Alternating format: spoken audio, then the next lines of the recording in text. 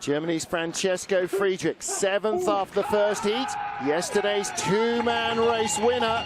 Can he break into the medals? Probably not, but he's got a shot. Jan Martin Thorsten, ours pushers, they are into curve one. Their start time 5:02. They're going to need a Martin Haven, John Morgan in Lake Placid watching the action. Francesco Friedrich, Germany's bright young star in two-man, won yesterday, 7th after heat one, chasing after Stephen Holcomb. Oh, and he crashes! Amazing. This is just unbelievable. That's on the 100 meters down where the other two sleds crashed. And this is where his teammate Max Arndt crashed earlier in the week. So all three German sleds have crashed this week. Two of them in today's competition. Shocked. Never seen anything like this in my long career covering the sport. Well, the track is super fast this morning.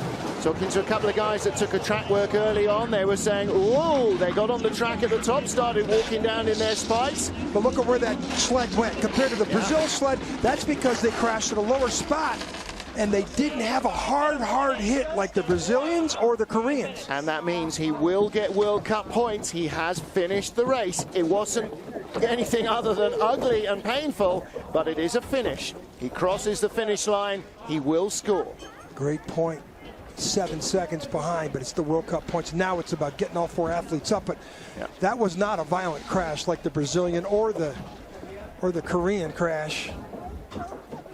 Well, he'll finish in 14th place, no worse. And again, look at the track workers. They're all working spikes.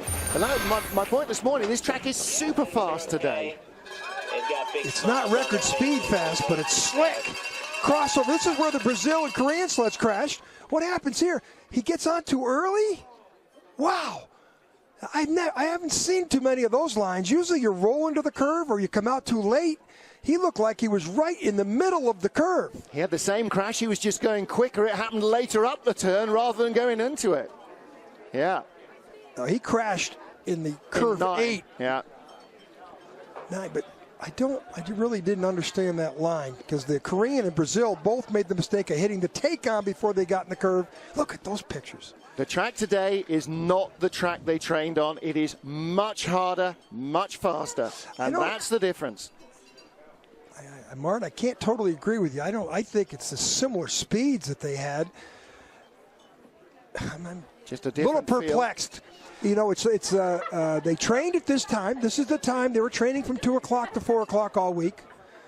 So, and the conditions were snowy all week long, but the track's got a roof on it. But don't forget, it snowed all night during the week. Last night, it got down below -10, so the track was much harder, much slicker this morning. Everybody who took a track walk knew that.